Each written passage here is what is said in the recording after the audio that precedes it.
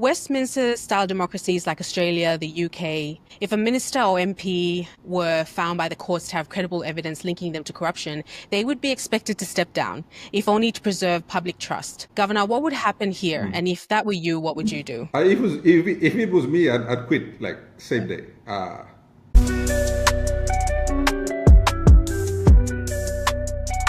Hello and welcome to this special edition of Coffee with Lewa. I'm honoured to be joined today by Governor Alan Bird, a leader known for his bold voice and people-first leadership.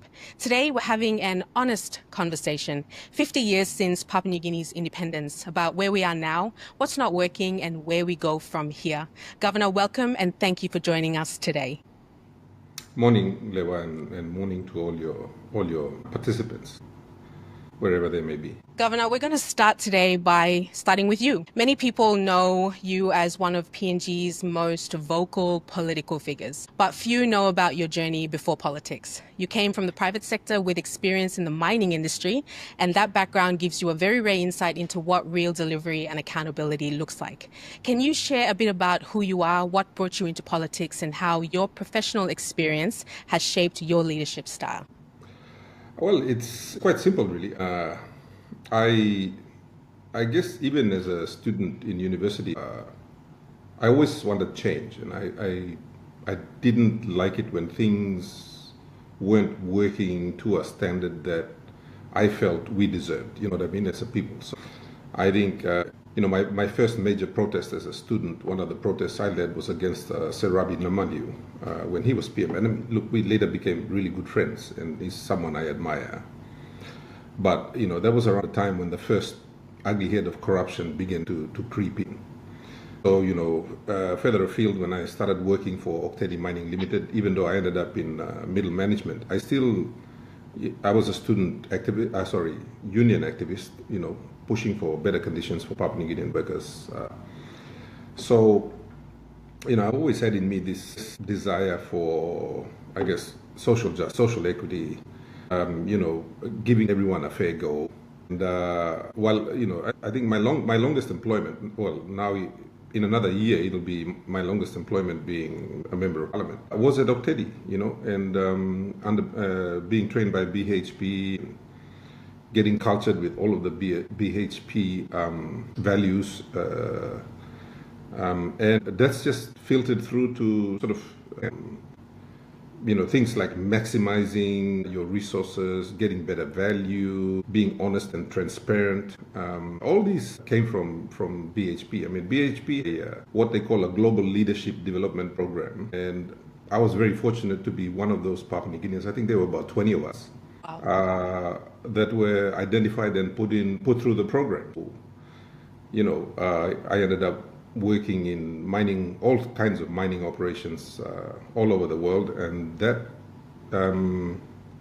gave me the grounding and sort of developed my views as to how things should work, and I've just brought that into politics.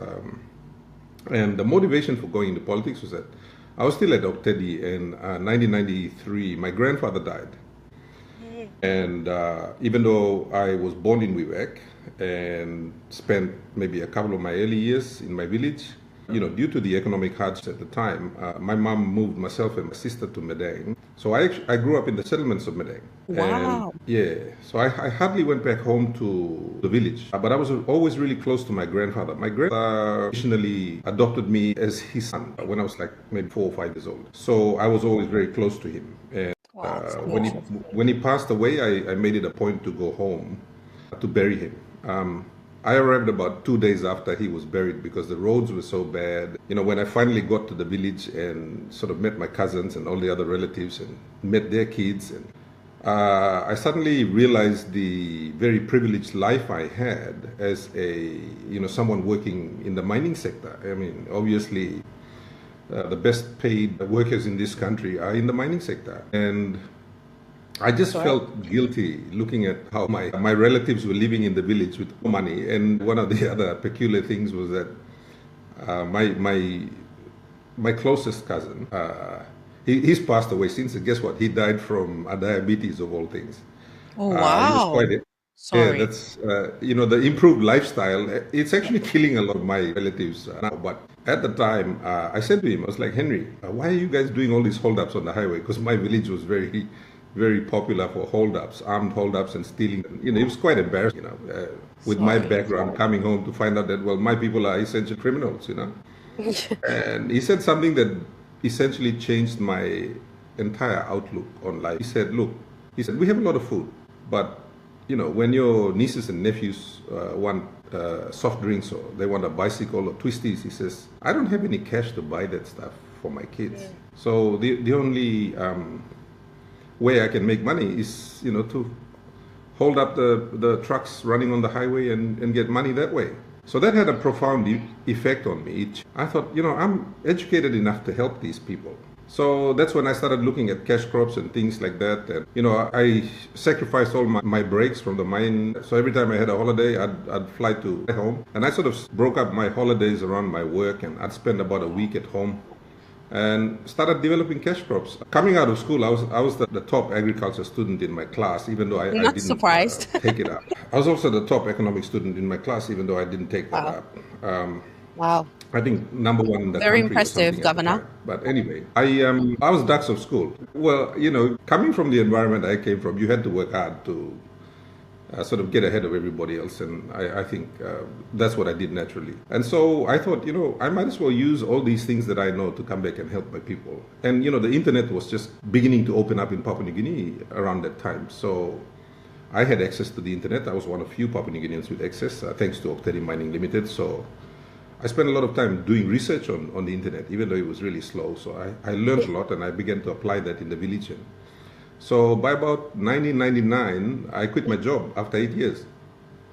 Went home and started training people in cash cropping, agriculture, vanilla, cocoa, all these things, just trying to help. So I went from village to village, and I turned it into a business. Yeah. Wow. So Wow. that's it. I didn't even know that That's about how it you. all That's started. amazing. I'm very impressed. I didn't know that at all. So, and I'm sure many others are finding that out for the first time today. Very, very impressive and inspiring for all of us, really. So 50 years is a big milestone age. However, 50 years after independence, many citizens in Papua New Guinea feel that we've fallen behind in basic services and, of course, national progress. What do you believe has gone wrong, and what foundational changes are needed now to rebuild trust and momentum? Governor, what is your reflection on Papua New Guinea's progress or lack of it? I think the biggest failure, in my view, is that we did not change. What I mean is that, see, the biggest challenge for any organization is to manage change. And I think in PNG government, we just haven't changed. We've been doing things the same way for a very long time, and we're still doing it the same way. And so as a result, the world has passed us by. And so people are beginning to see the impact of that now. They're beginning to see it, in our communities, and people are frustrated. Many of them don't understand why we are in the situation we're in. So there's things like, we're not using money properly. We're not getting value for money. There's a lot of corruption, and in our weak systems and with things falling apart. There's an opportunity for corruption. You have weak systems, and that's proliferated to the point where it is, corruption actually wears you down over time as an organization. You don't see the impact straight away, especially in a large organization, but over time, as that negative impact is sustained, it then leads to all of this breakdown that we're seeing now. So the impact we're seeing now is actually the result of corruption perhaps in the last 15, 20 years. It's now filtered through. Because corruption has the effect of you know how they say you got to bite the bullet. Well, Yeah. we didn't bite the bullet because the impacts didn't hit us at the beginning. We're kind of like that proverbial frog that's been put in the water that's slowly been brought up to boil. Well, that's Papua New Guinea. So, and we're only seeing it now because it's been building for a while, and certainly in the last 15 years, I think it's really worse. Like, anything left to its own devices will actually multiply and become bigger. And so corruption has actually multiplied and become bigger. And so it's affecting all Papua New Guineans now. At some point, it would have been just affecting the companies that were involved. We've seen a lot of big companies close down and leave. But that's a result of corruption. So, and it's being perpetuated by a lot of people in power and their friends who are in the private sector. So it's a collusion of a fairly tight cartel of people. And that's why Papua New Guineans are feeling disillusioned and marginalized. That's what it is. Yeah, exactly. I feel a lot of people really feel helpless in a situation like this, and you're almost left to wonder what's actually happening, Absolutely. I mean, I think that's why a lot of people are kind of looking to members of parliament like myself, Kramer, Lino, Hagahuno, Kua, Idahu, Nomane, because we're the ones that are seeing the impact of all of that, and we're speaking up against it. And I think that's something that's resonating very well with Papua New Guineans at the moment, given what's actually happening. Well, that brings me to corruption, what I wanted to talk about, corruption and accountability, because corruption remains one of Papua New Guinea's biggest challenges. What concrete actions are in place or should be prioritized to restore transparency and accountability in the government institutions? I wanted to go into that before I break it down a little further. To me, to fight corruption, you need to improve checks and balances, number one, and you need to improve accountability, and you need to strengthen the institutions that give you that, right? For example, for the last however many number of years, the executive government has become extremely powerful. So the prime minister, and I said this I think 20 years ago, and I said the Papua New Guinean prime minister is a democratically elected dictator. So we've been electing dictators all this time, and a lot of people will probably say, oh look, he's being dramatic, but my own experience has been that the Prime Minister controls the executive government. He also controls the government on the floor. He also controls Parliament on the floor. The Prime Minister then, he gets to appoint the Chief Justice. He gets to appoint the Police Commissioner. He gets to appoint the Defense Force Commander. So essentially, that's a dictator. There is no independent system that does all of this, So there's no check and balance. Like, if the Prime Minister appointed you to a job, you become beholden to the Prime Minister, right? And you're loyal to the Prime Minister. You're not loyal to the country. You're loyal to the man. So that's the biggest thing we've got to fix is our checks and balances. Parliament needs to hold the executive government accountable. That's how democracies work, right? Well, in Papua New Guinea, it hasn't been working, and it hasn't been working for a long time. So that's number one. Number two, you've got to separate the functions so that you can, oversight them better. Like, for example, right now, a lot of money is given to national government departments to do what we call implementation. Yeah? So they do implementation work, and then they go and audit themselves. Now, a principle of business is that you can't audit yourself. What needs to happen is that a higher authority gives direction and it gives funding to a lower authority to go and do the implementation. This higher authority then comes back and audits the lower authority. You don't audit yourself, but that's what's existed in PNG in the system ever since all of us can remember. You might recall I started proposing a lot about doing what we call a hard reset. Yes. You've mentioned it multiple times in Parliament, yes.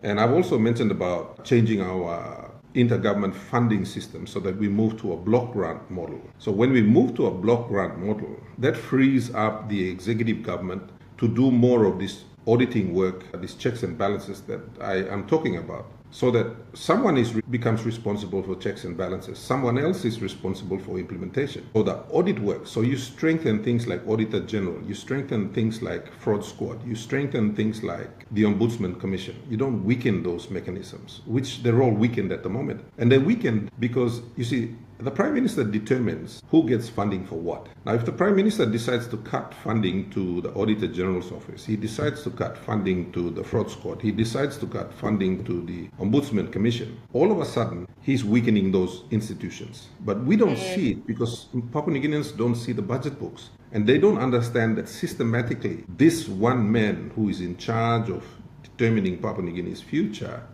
is deliberately weakening the systems that are supposed to make everything else work. You see, if you did a hard reset and you moved to a block grant model, the national government would strengthen what we call audits and inspections. At the moment, there are 0 audits and inspections. I've been a governor now for 7 years, going on 8 years. In these 7 years, not one single national agency has come, even though I've invited them many times, to come to my province and audit my province. They've never done it. They've never audited any other province. They've never audited any. So everyone's just been operating basically without any audits. Now, In private sector, we do audits 6 monthly, right? Yeah, yeah. Papua New Guinea hasn't done a single audit, I think, in the last 50 years. There's never been an audit. Wow. Exactly. So we're not, and I'm not just talking about financial audits, I'm talking about performance audits. You got to go in and audit the performance of the organization. Other countries do it, Papua New Guinea doesn't. So you're not measuring us against anything. It's just There's arbitrary. no benchmarks. There's no benchmark. There's no benchmark. Full stop. So Wow. this is why I call it a tucker box management. Huh? We run like a tucker box. Goodness. That's the problem.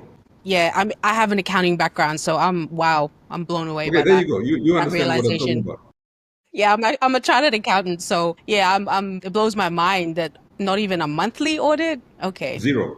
Look, I had to ask the Australian government to come in and audit my provincial government, and I think that happened about 3 years ago. So in that time, I think the only agency of government in Papua New Guinea that's had a performance audit is the ECP provincial government because I requested it.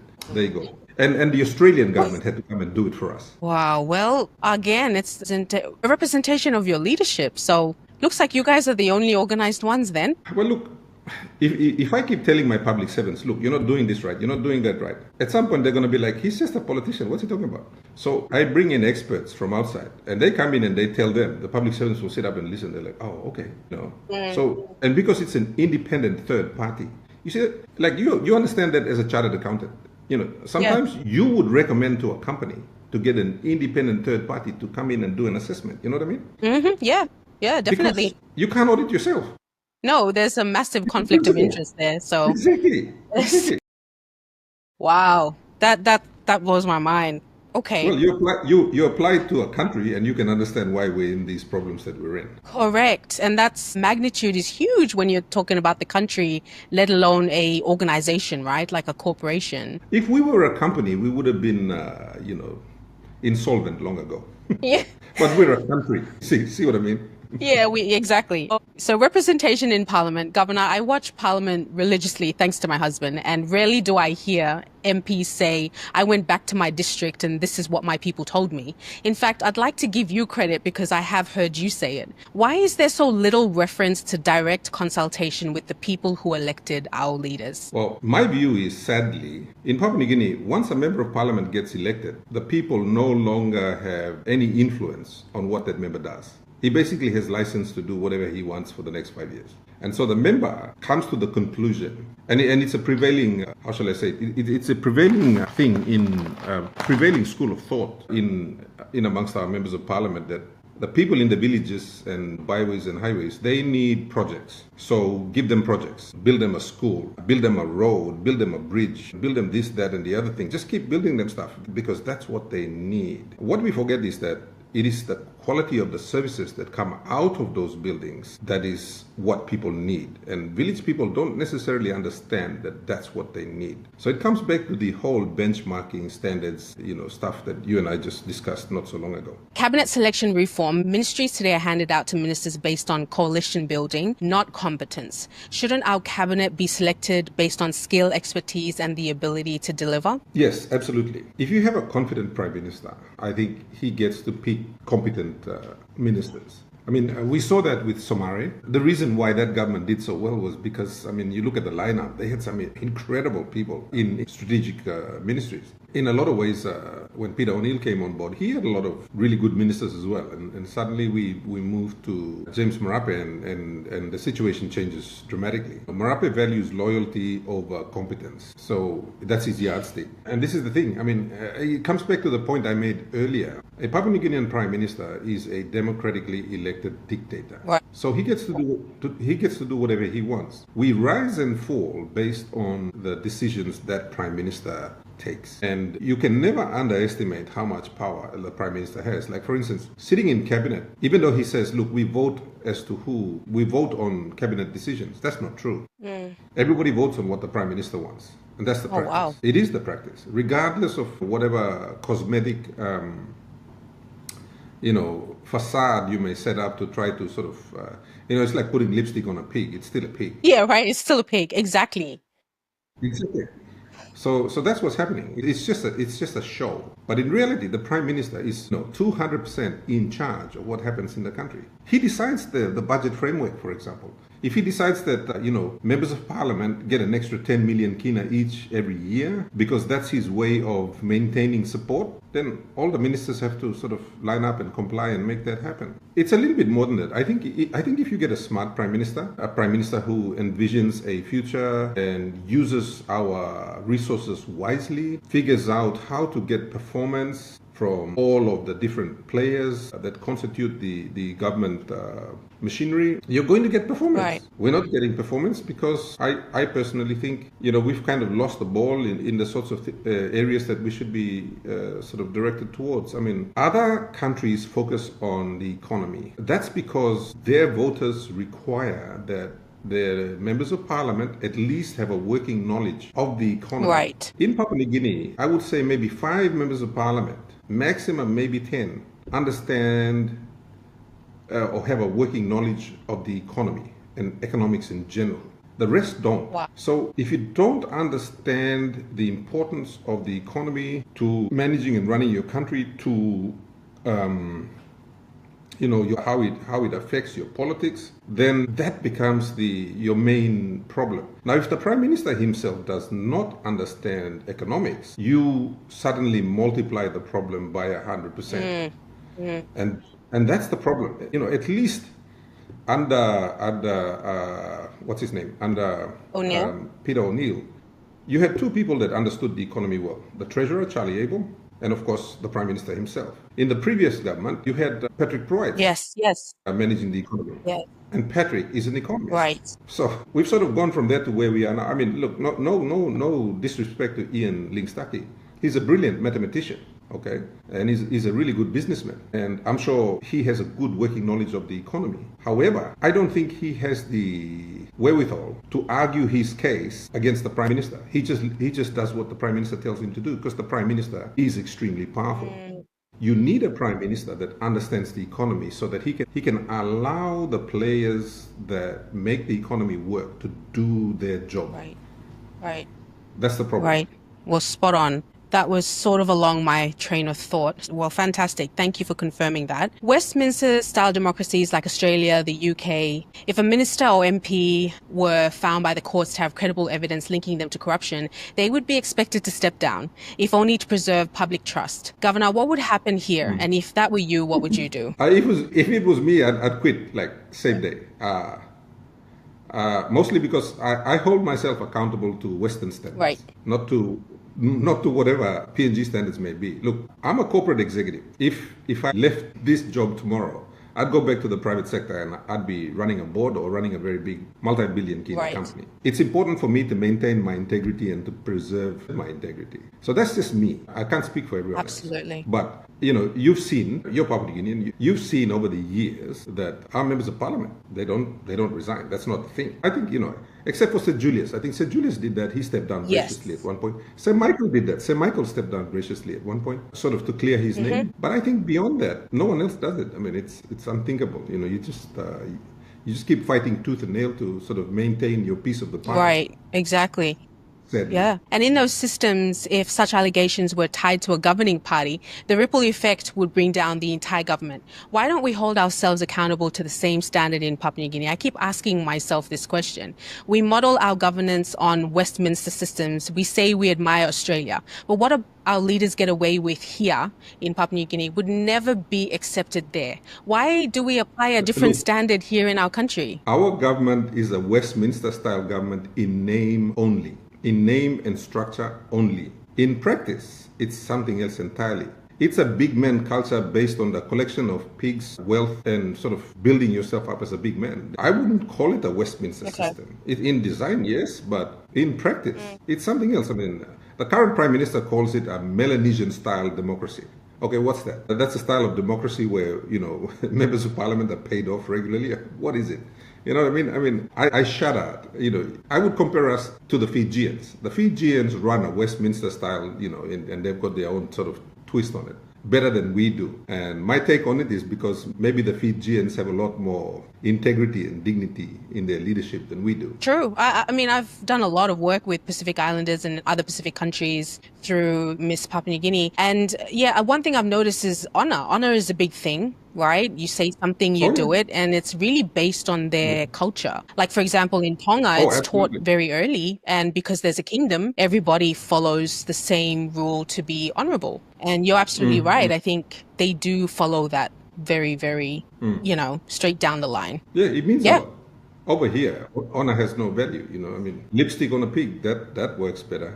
Well, we've chosen democracy, so why do we settle for less? Again, I said, when it comes to integrity in the public life. And isn't it time we stop treating accountability like a foreign concept? Because we keep considering that we elect our prime minister based on the floor of parliament, right? Like we elect our leaders during elections who then go off and then elect our prime minister. Is it not time that we start electing our head of government directly, like a president, so that power is more accountable to the people and less tied to backroom numbers? I guess the first thing, I mean, you look at the United States now with Donald Trump. He's trying to undermine the entire American system that's been built over 200 years, yeah? 200 plus years. It's the same thing in Papua New Guinea, except that we're doing it much faster than the US. I don't think the system is the problem. I don't think the design is the problem. Look, when the founding fathers, in my view, men with more wisdom than any of us today, when they chose democracy, look, Samare could have written the constitution to say, I and my children will rule forever. He could have done that. He chose not to. And, this comes back to the deep wisdom of the man. And one of the things I found was that a lot of the people that wrote the Constitution and chose this type of government, many of them were Catholics, Dr. John Momis and him and his team. And many of them were actually educated at Wirui Seminary in Wewak.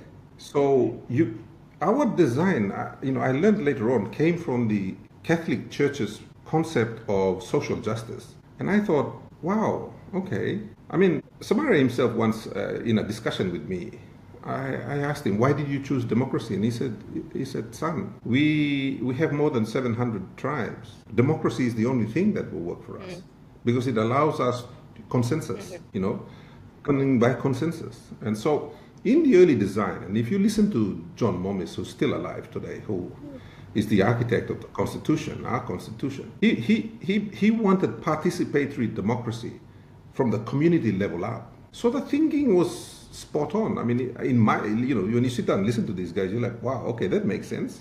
So there's nothing wrong with the design. It's just that people who came later realized that they could do whatever they wanted and get away with it. And so you've had this assault by members of parliament, by prime ministers on the construct itself consistently now over 15 or 16 years. So, those Papua New Guinean kids who were 5 years old at the time and are now 21, they don't know any different. They think that, this is how you're supposed to do it. So we're teaching the next generation of Papua New Guineans that you can operate outside of the system construct. Now, this is an agreed construct. You have to remember that. The Sipiks, the Morobians, the Eastern Highlanders, the Papuans, the New Guinea Islanders, they all agreed at the time that this was the best thing for all of us, right? This design. So, if you want to move to directly electing you can't directly elect a prime minister. You move to a presidential system. Again, if you choose that, then you need to change. It comes back to what I call your accountability mechanisms. Checks and balances. Checks and balances. This system is not working because we've thrown all the checks and balances out the window. Yeah. That's why it's not working. So we can't blame the system. If you brought back all of the accountability mechanisms, this system would suddenly start working. Upholding, look, it's the duty of all members of parliament to uphold the integrity of parliament and to also support and maintain the accountability mechanisms that make it work. We're not doing that. Members of parliament have become project managers. I mean, the prime minister himself stands up and says, all of you need to go to your districts and work. I'm like, hang on. As members of parliament, our work is in parliament, not out there. We shouldn't be, look, 20 years ago, you had members of parliament, or 25 years ago, or 20 years ago. Now, you got project managers. The member of parliament might as well be the district manager. The governor might as well be the provincial administrator. And the prime minister himself reinforces that argument all the time. So we hold parliament sessions for 2 weeks, and they're like, oh, look, everyone has to go home and work. You need to go back and fix your districts. In my province, I have like maybe 300 public servants, right? That's a lot. Now, this was in the original design. Every province has the same. This is in the original design. So it's not for me to go and make it work. My job should be to keep my public servants accountable. I am the final accountability mechanism for the people who elected me. I represent their voice in the accountability mechanism. Yeah, exactly. It should be, my job should, exactly. We're not doing that because the Prime Minister says, and he sends up probably in Parliament and he accuses members of Parliament regularly and he says, look, I've given you 10 million kina. What did you go and do with that money? What did you do in your district with the 10 million kina I gave you? Why are we even saying that? For me as a practice, I don't like this 10 million kina idea. Give the money to the public service, to the province. Let them manage it. Let me be the oversight mechanism, me and my members of the Provincial Assembly. Right. And that's how I've operated for the last 7 years. Is to not even worry about the money. I worry about the accountability. Because it's the accountability that makes sure the money has impact. Without the accountability, you're spending money in a vacuum, which is what we've been doing. Right. And see the results. They're all around us. They speak for themselves. Yeah. Well, you definitely bring up a very good point there. Because I wanted to ask that question because in PNG, it's become painfully clear that the country is run by politics, not by policy, not even by development, not even by the people. It's a numbers game. Anything we can do to shift that over the next 15 years should really be on the table. And I want to circle back to ministries being matched to expertise. Why don't we have an upper house, as I was saying before? And wouldn't merit-based appointments through a second chamber work? And I ask this because ministers now, they're appointed from a very small pool of elected MPs. Right now, if you look at the pool of MPs that are in Parliament, as you were saying, when you match it to skill, regardless of whether they have the expertise in those portfolios that have been assigned to them. And this often leads to inadequate leadership in critical sectors like health, education, and infrastructure. Meanwhile, we have highly qualified Papua New Guineans, both at home and abroad, who have the training, experience, and insight to guide national development. And unfortunately, many of these individuals are unable to contribute meaningfully because they are outside of the political system. This disconnect contributes to an ongoing brain drain and it undermines our national progress, I believe. And one of the many challenges we face, as I mentioned before, is the ongoing brain drain because our highly educated population continues to leave Papua New Guinea in pursuit of better opportunities abroad. Can we blame them? No. These are individuals who are now helping build other nations while Papua New Guinea struggles to benefit from their expertise and leadership. We need to find ways to bring them back and engage them in shaping our country's development. Would you agree with this? Totally. I agree with you. Look, in any organization, if you want to perform at your maximum best, you bring your best talent to focus on the issues. Your best talent. In PNG, that doesn't happen. In fact, if you're talented, people don't like you. There's a lot of jealousy, and we've got to get rid of that woman because she's too talented. She makes us all look bad. We don't celebrate talent enough, and we wonder why our best talent is leaving. Look, and again, I said it comes back to the Prime Minister. He's just too powerful. And put it this way: the best period of growth we've had is when Somare was in charge. Somare was a consultative Prime Minister. He didn't know everything, but he had a huge group of advisors. And he listened to the advice. So that's one of the problems when someone who's in charge thinks he knows everything. Right. And then he doesn't want to listen to advice. That gives you another problem. The reason we did well when the National Alliance government was in charge was that the brains trust in that organization. The brains, the Prime Minister right now, under his budget, I think the Treasurer is allowed to have about 10 advisors. It's budgeted for. And I think the Prime Minister is allowed to have about 10 advisors. Budgeted Oh, wow. I did not know that. Right? Well, wow. It's in the budget. So why aren't they making use of Yes, that? exactly. I would like to know. Personally, I'd love to know because there's a lot of my generation that I believe are extremely highly educated. And you cannot contribute at all to nation building at this time. No. So like for me, the first administrator I hired for ECPIC was a Harvard graduate. Wow. Right. Wow. Dr. Clement Malau, brilliant man. I mean, and the government at the time tried to stop me from hiring him. Hello. I mean, why? Blew my mind. I'm like, guys, the guy has he's a graduate. He's got a PhD from Harvard, of all things, in management. Blows my mind, really. Exactly. But fortunately, I got him. I had to outsmart these guys to get him. I think Dr. Malau is the first person to get appointed from a question on the floor of Parliament. I put the Prime Minister on the spot, and I got a text from the Minister while sitting in Parliament saying, look, send me a copy of his passport. We are appointing him now Wow. in Parliament. Yeah. So it's crazy. How do you run a country when you can't bring your best people? Yeah, I mean, I asked myself that because it's like I said, many from my generation, it's been 20 years since we graduated high school. And I can assure you that a lot of us, not me, but everyone I know that is really brilliant and all of that are engaged by corporate companies. Like you were saying, they're fast tracked to develop and make money, billions and billions of dollars for other corporate companies and pay tax in other countries. And I mean, I say to myself, can we blame them? We really can't blame them at this point. No. And look, at the end of the day, you got to look after Yeah, yourself. You got to find a way to survive for you and your family. correct. Yeah. Correct. That's the bottom line for everybody. And we've got to understand that. You can't just sort of play the patriot card on people who are struggling to pay the bills Right. or can't get a job. Right. Exactly. So in fact, I get contacted by a lot of Papua New Guineans who are working overseas, and they're like, Governor, do you think I should come back home? And I'm like, come back home to what? If you've got a nice job, if there's an organization looking after you in, Zimbabwe or wherever it is you're working, stay there. Don't come back here. And isn't that sad, There's Governor? like, Isn't that sad? Like, yeah, that does I make try to me be sad. honest. I try to be honest with people. I'm not very good with I appreciate your honesty. bull macau. You know what I mean? So I'm honest with people. I say to them, look, I'm really happy for you and your family because for me, I want to see people doing well. And if they can't do well here, I'm happy if they're doing well in Australia or New Zealand or Fiji or wherever. I mean, good for you. Good for you.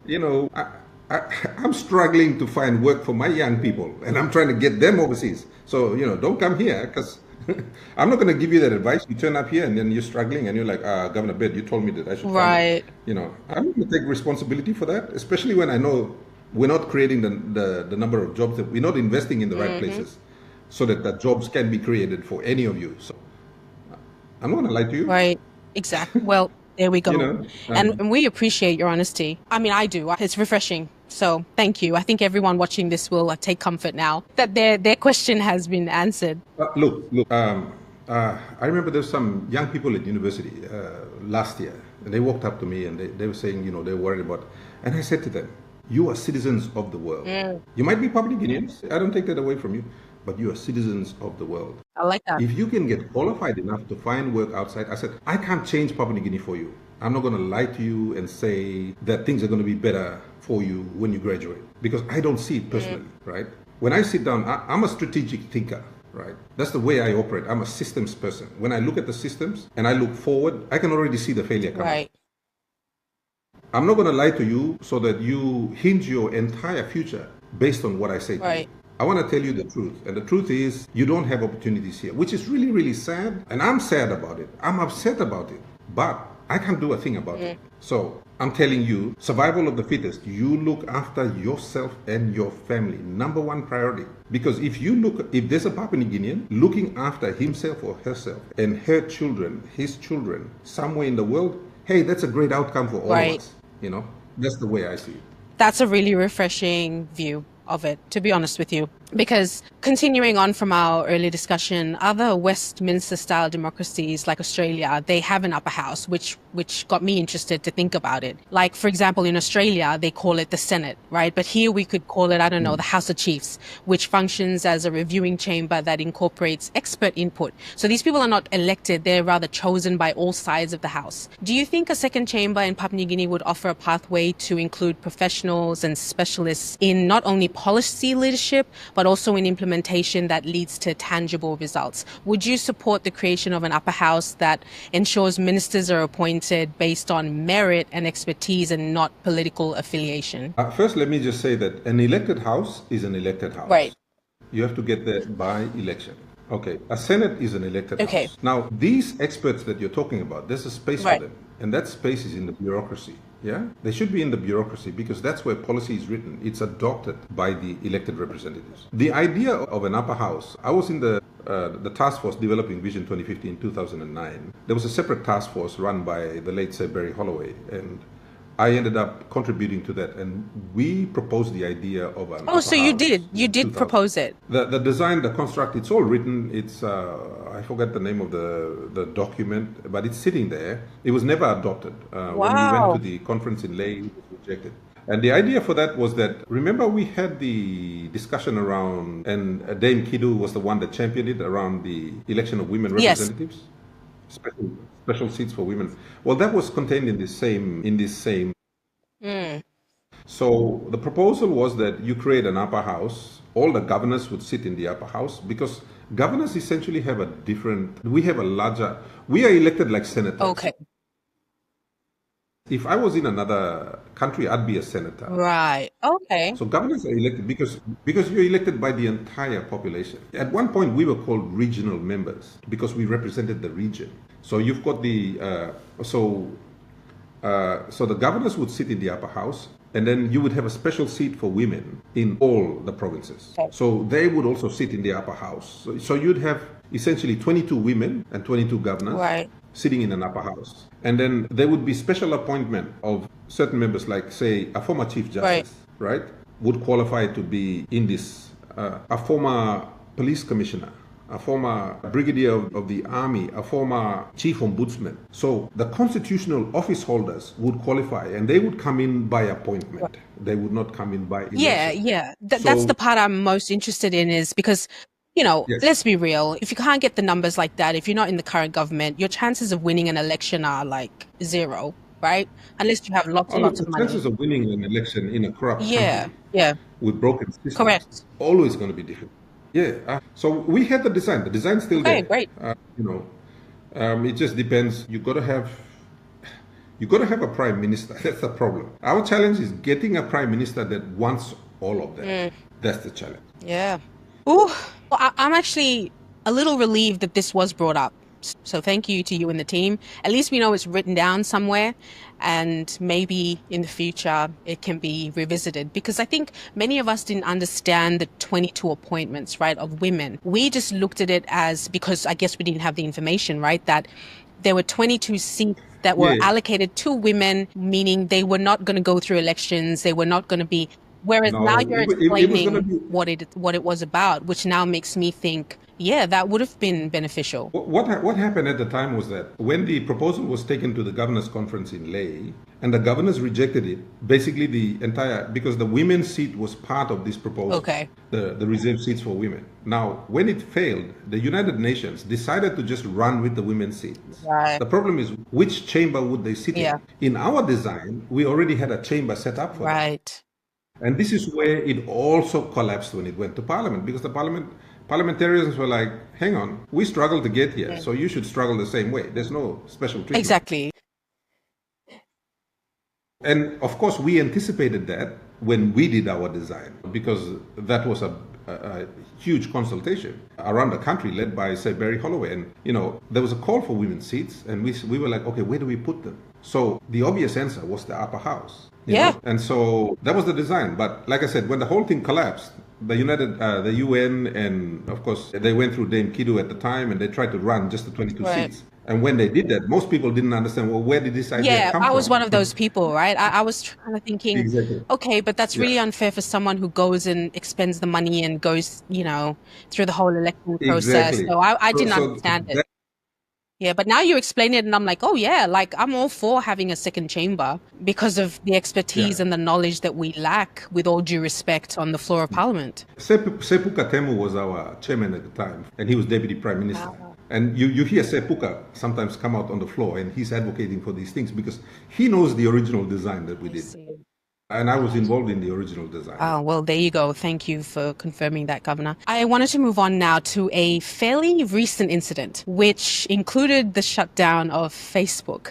So that recent decision to shut down Facebook, it raised deep concerns about free speech and access to information.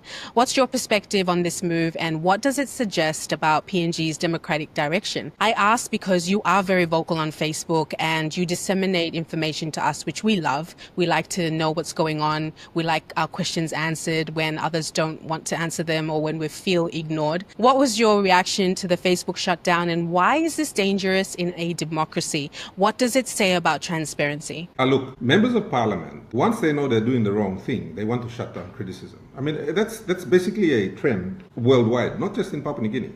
It's a human trend. Yeah. So in Papua New Guinea, you've got a very unpopular government already. Right. They know it. They know they're unpopular. So, but they don't care. They just want to keep. And remember, I said earlier that when members of parliament get elected, the people lose control of the member of parliament the minute he gets sworn in. So he runs rogue. He does whatever. If he wants to do the right thing, he does the right thing. If he doesn't want to do the right thing, he doesn't have to. So there's no accountability mechanism once the member gets elected. The people lose control. And that's the importance of mechanisms like Facebook. Facebook is an accountability mechanism. You get some people use it for stupid things. That's a given. And we should manage that. We should come up with laws that manage everyone that abuses whatever public mechanism. We have laws for murderers, rapists, and all these sorts of people. Yeah. We should have laws for people who abuse Facebook. Right. We haven't brought it yet. And not just Facebook. Other countries have done it. Papua New Guinea? No, we're not. We haven't. What's our solution then? I couldn't believe it. And the thing is, everyone was in uproar about it. Did I mention Tucker Box earlier on? Did you hear me It's say written that? in my notes, Governor. I've got it here. Okay. Look, I get criticized a lot on Facebook. Someone got my face and superimposed it on a really fat lady with big, breasts and Wow. everything else, and they were like, "Oh, this is government bird and big lipstick and everything," and I'm like, mate, I can still bench press 140 kilos, and I'm not a young man, so I didn't mind. I didn't mind that someone did I laughed at it because, mate, you want me to take off my shirt? But you got to have thick skin, right? You'd think in politics you have thick skin because, like you said, social media has become an accountability platform, not just in Papua New Guinea, all Absolutely. over the world. Absolutely. And All over the we world. need it. I mean, we need to know what's going on. We need to make informed decisions. We want to have a one-on-one contact with our leaders. We don't want this to be a whole separate thing where, our leaders become completely unreachable. And I'm going to touch on that shortly. But I was very shocked by it. So I wanted to know how you felt about that. Look, I came out with a post or something where I said, when all accountability mechanisms fail, that's when the people must step in. Yeah. I said that a while back, and Peter Siamelili and other MPs were really pissed off. They're like, "No, you're going to come challenge us on the floor." Yeah, but you control the floor, Parliament. Yeah. Floor. You don't control the Correct. people. Okay. And funny enough, just the other day, Bruce Springsteen in America said the same thing I said. Yeah, he did. So I'm like, wow, I've always loved Bruce Springsteen and, born in the USA and all of that. And like, wow. And he said the same thing. He works because of universal principles, like accountability to the people. When all accountability mechanisms fails, like in Papua New Guinea, all our accountability mechanisms are non-existent. Parliament cannot hold the Prime Minister accountable. So when that fails, the final accountability is the people. Where do the people go? The people go to Facebook. That's the final accountability mechanism. I did a post that said, Facebook is the people's parliament. I did a post. I did see that. I did see that actually. 10,000 Papua New Guineans Yeah, loved it. I was one of like, those 10,000 because I was like, actually, that's so Exactly. right. Because, we do watch parliament sessions and we do watch the chat and people, I love that people get so involved. And I'm just like, if only the leaders read what we're writing, wouldn't that be nice? 90 people control the country right now.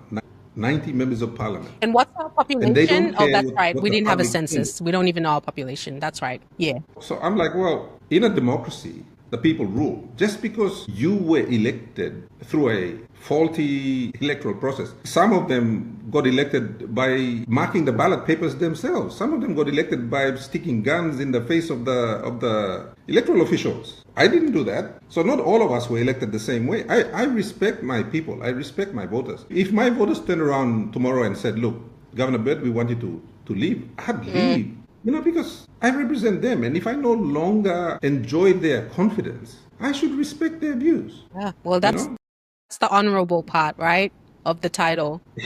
Democracy doesn't work unless you have honor and accountability and all those things with it. Right. Otherwise, you might as well be, Kim Jong-un. Right. Exactly. Exactly. Yeah. And as we're talking on that, one thing that continues to affect governance is the lack of civic education around what elected leadership is truly meant to be, right? Many of our people see MPs as chiefs or overlords, not just public servants elected to represent them. Do you think we need to change the way we engage with our elected leaders? Do you think the whole red carpet treatment, the bowing down, the public worship of politicians needs to stop? And I'm not saying that we stop respecting our leaders. No. Respect is a beautiful part of our culture. But our leaders leaders are not above us. They are elected to serve us and help us. They are accountable to us as the people who vote, not the other way around. And if you're a Christian, no one is above God. This big man mentality that we see day in, day out, do you think it's partly to blame for the governance issues that we see? Look, I've seen members of parliament get elected and they're practically floating. They're living in a different stratosphere.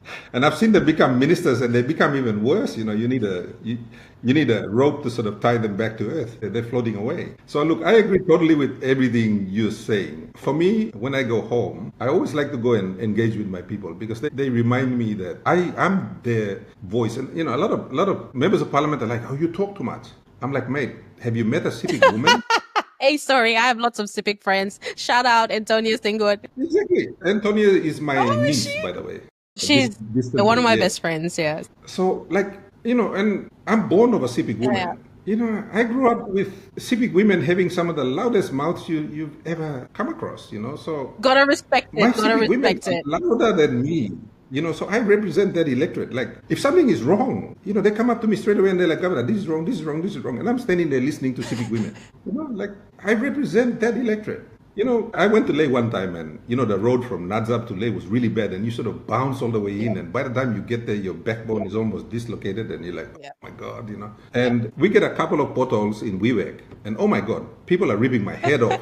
Now in Leh, the people of Morobe, for 12 years, 15 years, they had this really bad road. They never complained. They were just like, oh, it's okay. You know, we just... Wow. You get a few potholes in Isipik and the governor's head gets ripped off. You look at now, every province in Papua New Guinea is having power problems. Who's complaining? The civic people are complaining. They have a right to complain. We're gonna be more like Just because them. We're gonna be more like them, really. Yeah. The people in Alatau, they have no power. But they don't complain. We have to be more like the civic women. You know, we need to speak up. We need to be bold because I totally respect that my civic women speak up. Like I that. do too. And I'm glad that they do because they keep me accountable. Yeah, and didn't you say that earlier? Isn't that what's missing? That accountability line. Yeah, Agreed. yeah. And, you know, I say it's a concern because when you're elected in your electorate, that big man mentality carries into Port Moresby, right? They bring like almost a superiority complex with them. They're too proud to ask for help. They don't want to seek expert advice, or they don't want to admit that they don't know something. And that pride can really stall development. Do you think a dose of humility could help us govern better? Look, absolutely. Look, humility is not just... it's not just about you saying you want to be humble. You've got to actually do it. Like, I had the unique perspective of watching, you know, Bernard Narakobi, the late Bernard Narakobi, Grand Chief Sir Michael. I had the opportunity to watch them interact with the electorate, the civic electorate. I watched them, and you know, I saw people scream and shout and yell at them, disagreeing with them. And I saw these two great men just sit there and smile and take it. And I thought, wow, you know. That is humility. I go home and my people scream and shout and yell and disagree with me. And, you know, I'm a civic, and these are the two civic leaders that I've watched operate. And I try to emulate that as much as possible. Look, I will never ever say that I'm anywhere near the leagues that these two great men were in, but I was fortunate to watch them operate, and I try to adopt the things that they did as much as I can, because you know, I watched Tamari get really criticized in a couple of elections that I ran against him, and I was like, my God, I'm gonna win. That people hate this guy, you know, like look at the way they're criticizing him. But his response was always, you know, he took the criticism and he accepted it, and they respected him for it. And he beat me. So I'm like, wow. So that taught me something. I was like, okay. You know, I was criticized really badly leading up to the 2022 elections. And I was worried. I was like, oh my God, I'm going to lose the elections. Look at the way people are criticizing me. It's scary. I'm like, my work isn't finished. My cocoa work, my baby, it's not finished. And they're going to kick me out. And so, but guess what? I won. I'm the first person in East, Sipik, and Medang to win with an absolute majority under the system. Wow. The only other person that did it was in 1972 when Sir Michael was elected unopposed. Wow. Basically, nobody nominated against him in 72. So that humbled me and it taught me a lot. Like my electorate, they'll criticize me and I listen. And if I follow the same thing that Somare did, which is to listen and to take the criticism, they respect you for it and they'll elect you back. Most of my colleagues, they can't handle that. They can't handle the criticism. And like I said, I wouldn't have done it myself if I hadn't seen how it works. And that's part of the job. You represent those people, you know? Right. And they're going to disagree with you at some point. You know, the population of ECP is like, I don't know, close to like 600,000-700,000 people now. Wow. Not everyone is going to agree with you. Yeah. I mean, we're bigger than bigger than Fiji now. You Wow. know, so you've got to learn to take on board all of that, and that's just. And I think every other member of parliament needs to learn to see it for what it is and its usefulness. Right. We've got one topic before we wrap up. So we're doing really well. This is probably the last big topic and then we can wrap up. But I wanted to touch on something powerful. Papua New Guinea shouldn't be ashamed of where we are in our development journey. Countries like Singapore, UAE, and Qatar got their independence around the same time as us. They faced similar challenges. Their early leaders weren't highly educated, but they had a plan. They invested in education. They welcomed foreign expertise with one goal: to develop their people. What they didn't do is keep foreign consultants in the system for 40 years without succession. In PNG, we need to start thinking, what's your exit plan? How many Papua New Guineans have you trained? Have you left behind capacity? And if we're always seen as a little brother, like to partners like Australia, you know, with all due respect, do we really expect to grow to an equal? Look, my response to that is that having been in the government system now for the last 7 years, and I used to work as a consultant paid for by the Australian government as a development consultant for I think almost 5 years before that, 5 or 6 years, and I worked for the PNG government as well as a consultant. I have not seen all these so-called foreign advisors. Yeah. To be honest with you, no, I haven't. In fact, you know, I don't see the problem with having foreign advisors if they're really good. You know, the greatest reformist in our country was Sir Mekere Marauta. Sir Mekere, when he became prime minister, he went and picked up some of the best foreign advisors in their field.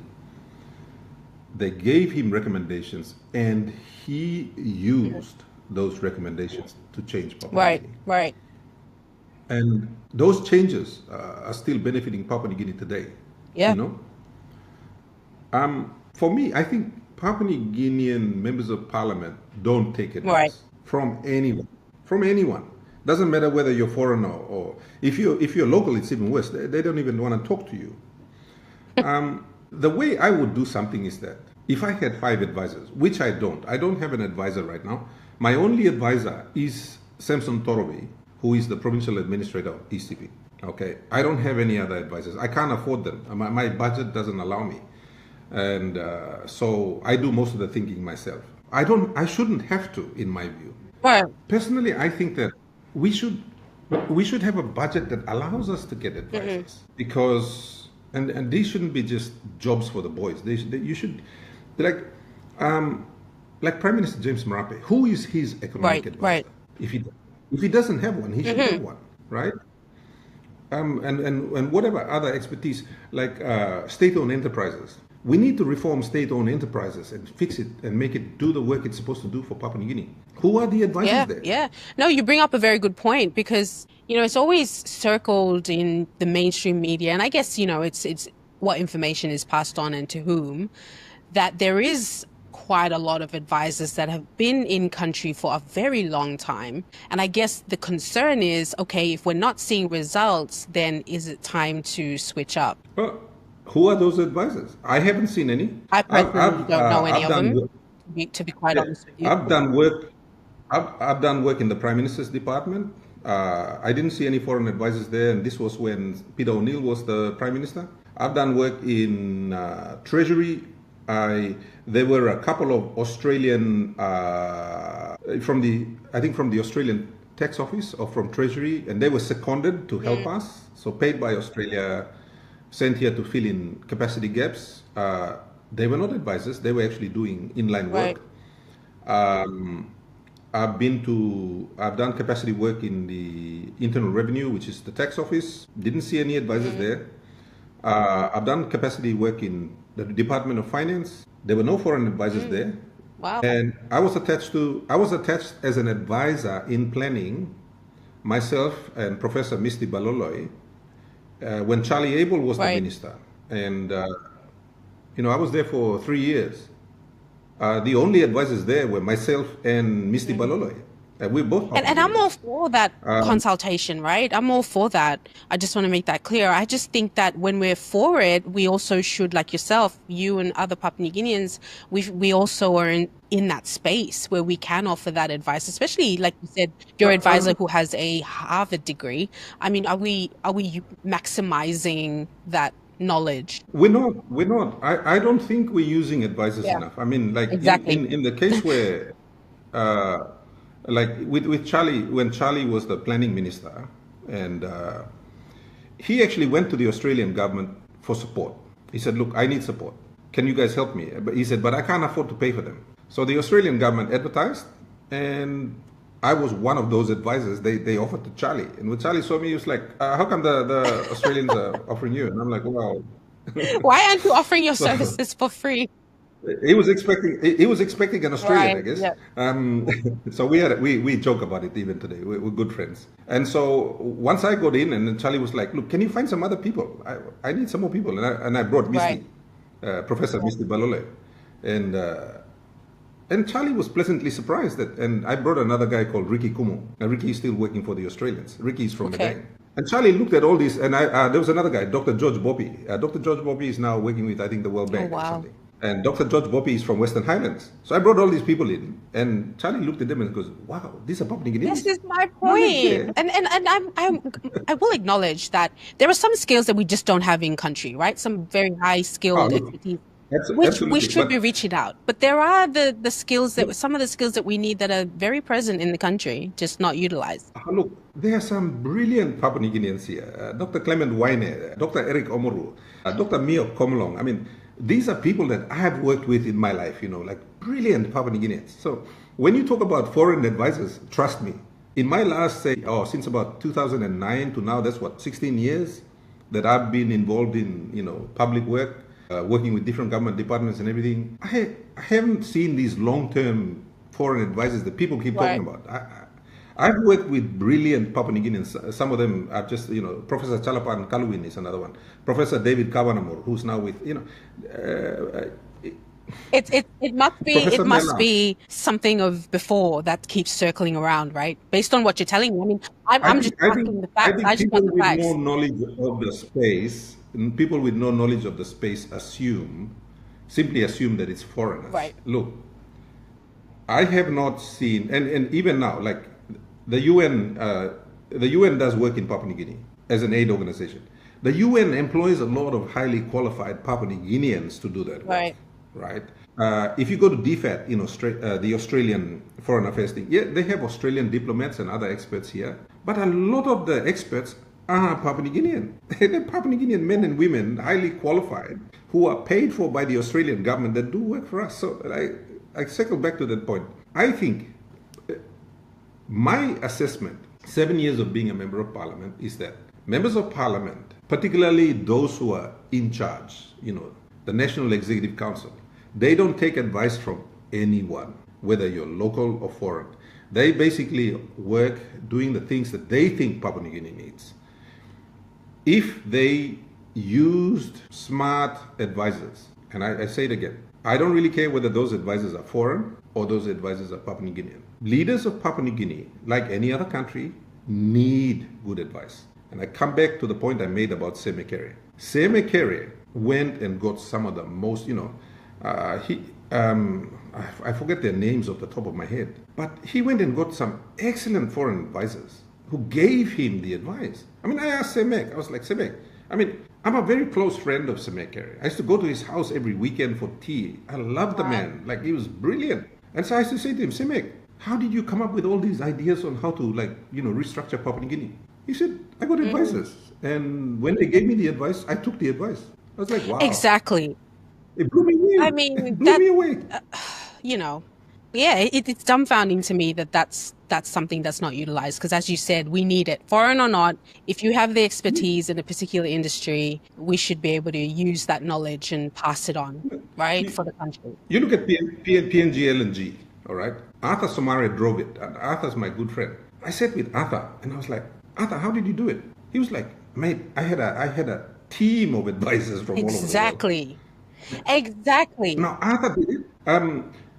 When I asked Grand Chief Somare, I was like, how did you guys do the LNG thing? And he was like, I don't know anything about LNG.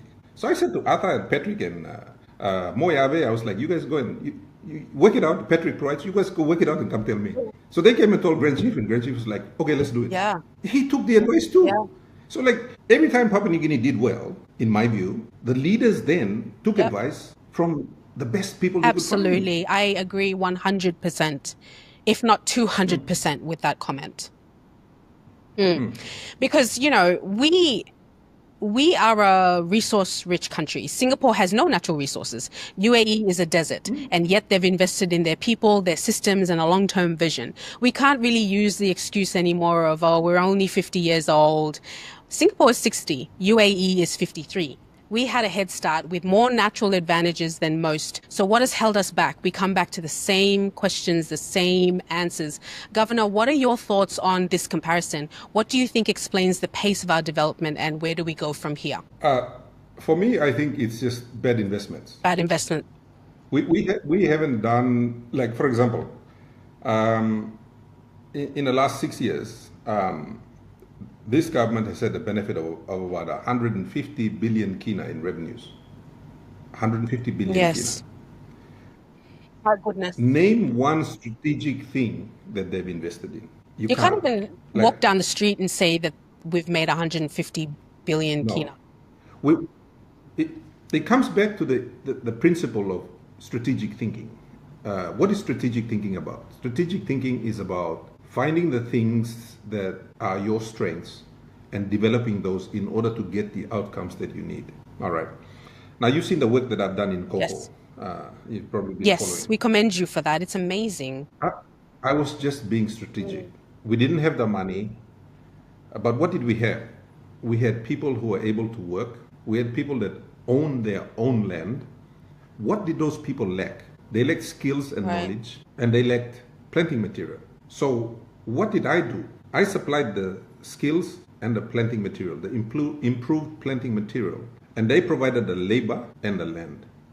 Look at the results now. That's being strategic. And it's about empowering people to use what they've got and develop them further, as opposed to just giving a handout and then keeping them in the same space forever. It's about using people's Yes. talent to get an outcome. Yes. That's what it's Yes. about. So Papua New Guinea has missed that opportunity because we've never been strategic. Like when Somare went after the PNG LNG project, he was being strategic. And I commend him for that. I think that was brilliant. But since Somare until now, have we done anything strategic? The simple answer is no. And so at some point, if we did strategic things,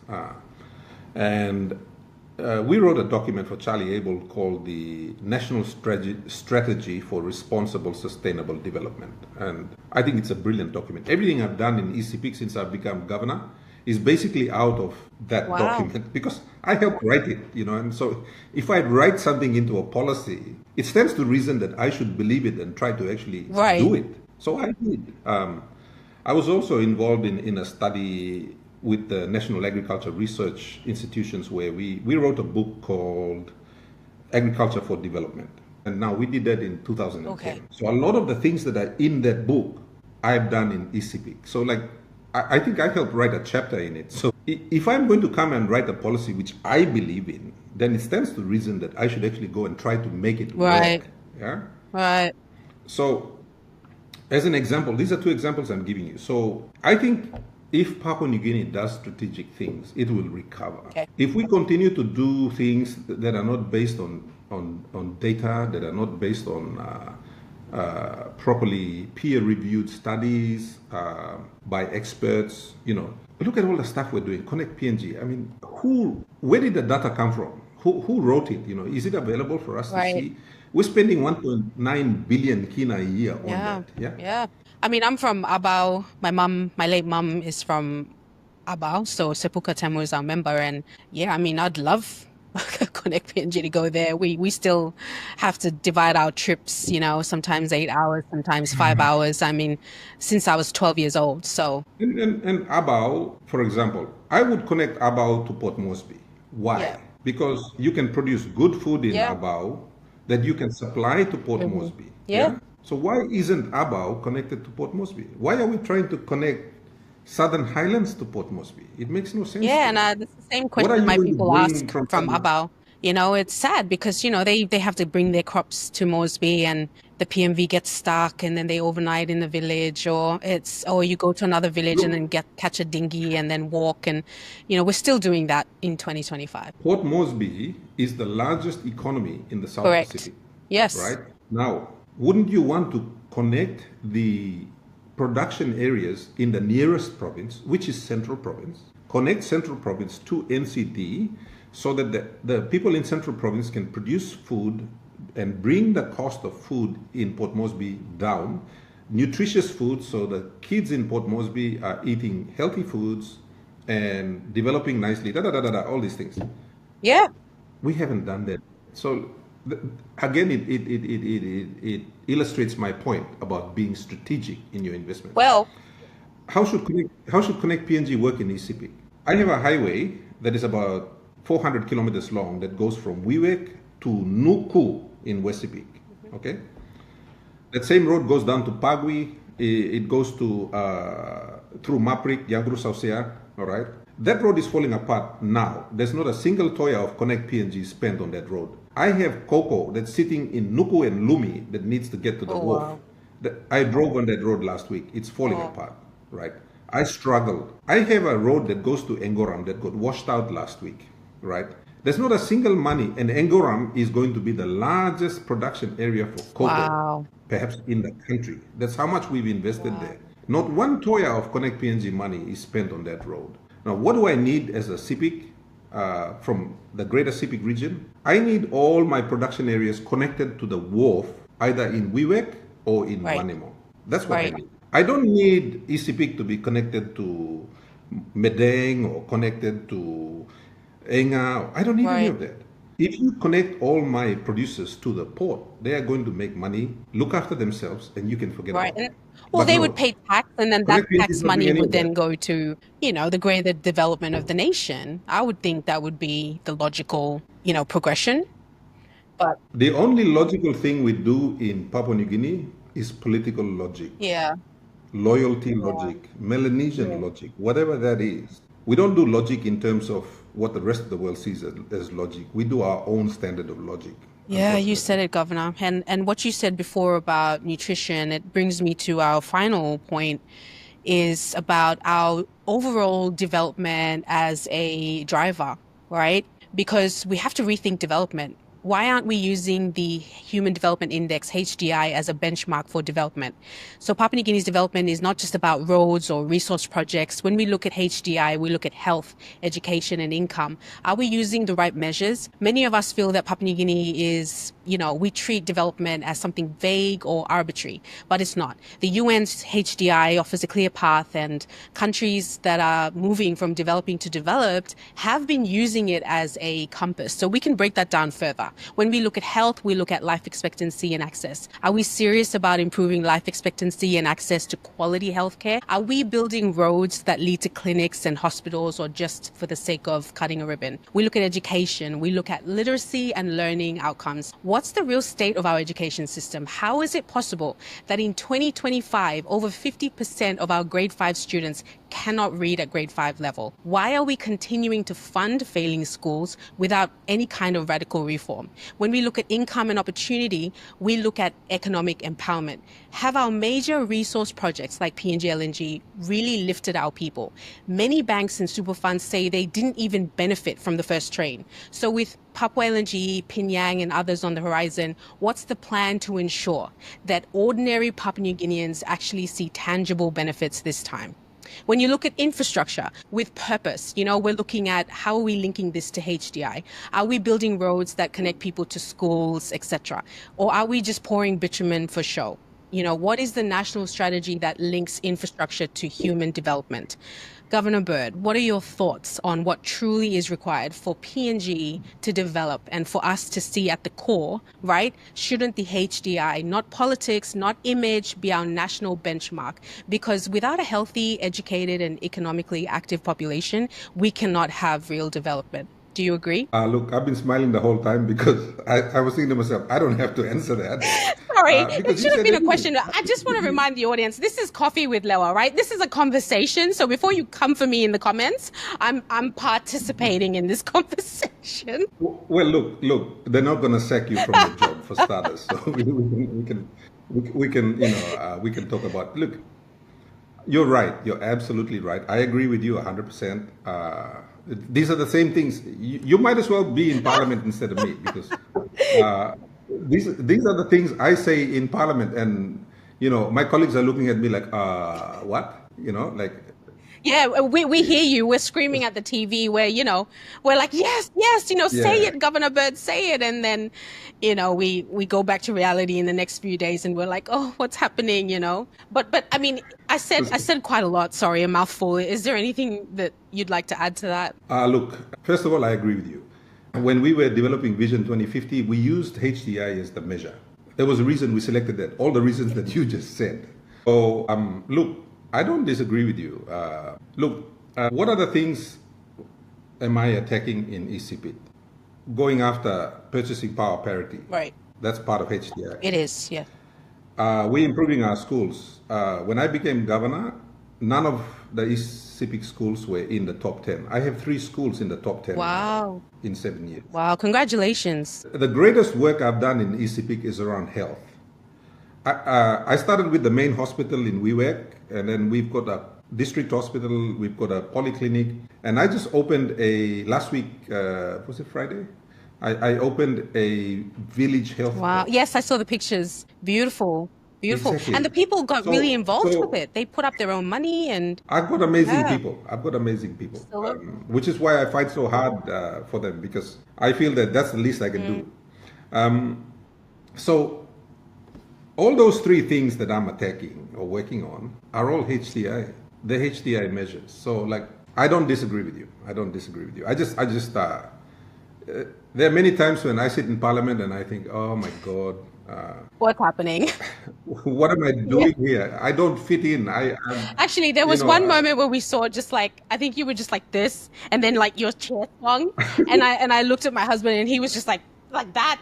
And honestly, I was like, I think we should turn this off because our blood pressure must be through the roof. Look, most of my good friends, they're all professors and they have PhDs and I actually find greater comfort talking to them and having conversations with them, like I'm doing with you. I work very well with intelligent people. Let me say that. You are intelligent yourself, and I try to be patient. So I wish that our members of Parliament would humble themselves and admit, first of all, the difficulty we're in. Number one, so admit that, and then let's be honest about the solutions. Personally, I think we have enough money. We have enough money right now. We don't need to borrow. For starters, we should use the money that we have now for greater impact, for greater value, and for greater impact. That's what I believe. And these are things that I've been arguing for since I got into Parliament. They're not new things. And based on my assessment in the last 7 years, I think we've done a poor job. When I say we, I mean all governments, both governments that have existed during the time I've been in Parliament. And I think we can do better. We should do better, but we're not. And to be quite honest, I don't know how to solve that problem. I keep telling to my colleagues, we need a hard reset. We need to change, realign our systems and do things properly, do it differently. If you want a different outcome, you need to do it differently. And that's what Einstein said. And I totally agree with that. And so far we're not. We're just going down the same road, doing the same old things we've done for 50 years, and we're expecting different results. It's not going to happen. So until we get better government, smarter government, we're just going to have to be patient, I guess, because this is our country. Where are we going to go? I mean, I can go run a business somewhere else, but I've got relatives here and friends who are going to do it Yeah. tough. So Yeah.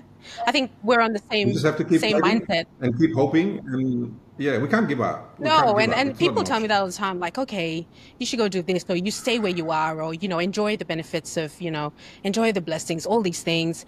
And I find myself I feel guilty when I enjoy a simple pleasure, a luxury of life.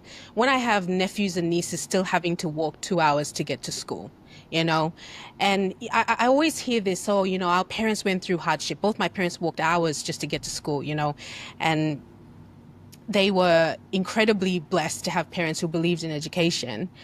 And so my thing is, they walked all those hours to get to school, but they educated us so that we wouldn't have to do the same, right? Just because our parents went through a hard time and our grandparents went, no, they did it because they wanted us to have a better now, a better future. And so that's what keeps me, caring more than most, I think.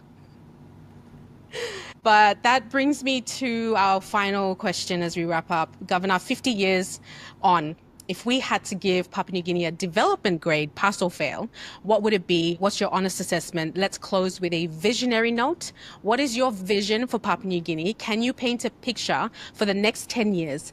I invite you to inspire with some practical, achievable goals. Well, if I was to assess us now, we'd be below average for sure. That's what I'd say. I think certainly the future that I see, and it's something we're doing in ECP, is that a lot of our people want to have a decent opportunity, an equal opportunity, and so that they can live the lives they want for themselves and their kids. Right. And that's what we're working for, and that's what we should work for. Governor, thank you again for your time, honesty, and leadership. This conversation has been a powerful step toward open dialogue and real accountability. I want to congratulate you for being a bold leader who cares about the people. We have seen time and time again the people keep saying if they could elect a prime minister, it would be you. We believe in you, so we encourage you to keep pressing forward for us all. To our viewers, thank you for tuning in to Coffee with Lewa. Let's continue pushing forward for a brighter future together. This show is where dialogue flows freely, voices are heard, and ideas are shared to spark understanding and change. I'm your host, Lewa, and we'll see you next time.